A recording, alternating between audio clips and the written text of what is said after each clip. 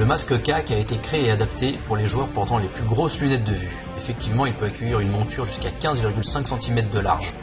Pour clipser vos boucliers intermédiaires à votre masque, il suffit de les crocheter dans les boucles d'origine. Ces boucliers, bien que facultatifs, question de goût, on les pose ou non, s'adaptent parfaitement à la forme des boucles. Une fois la sangle ajustée et sans pression, les boucliers sont parfaitement calés et ne bougent plus. La société française d'impression 3D, Elements, a créé un bouclier universel allant aussi bien sur les masques CAC et New Hope. C'est pour cela qu'une fois clipsé, un certain jeu se fait sentir. Alors comment on enlève cet écran sur le CAC? Eh bien ici on met le doigt sur le défaut technique du masque.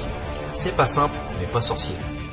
On va poser le pouce sur la partie interne des boucles, les doigts prêts à faire pivoter celle-ci vers l'arrière, en s'aidant avec l'index de l'autre main. Du moins c'est la technique la plus facile qui permettra de ne pas abîmer vos boucles à force de répéter l'opération. Ensuite il va falloir déclipser toutes les encoches de l'écran sur la partie supérieure comme inférieure. Attention, ces encoches sont fines et fragiles, allez-y soigneusement.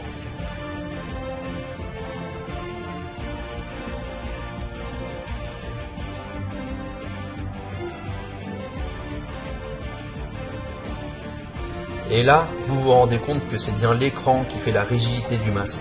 Ça se passe de commentaires.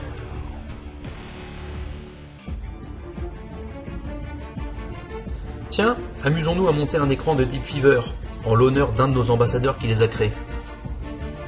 Et bien là, procédure inverse, on va clipser les 14 encoches de l'écran sur la monture. Vous avez en temps réel ici le temps qu'on met, en prenant son temps, avec rigueur.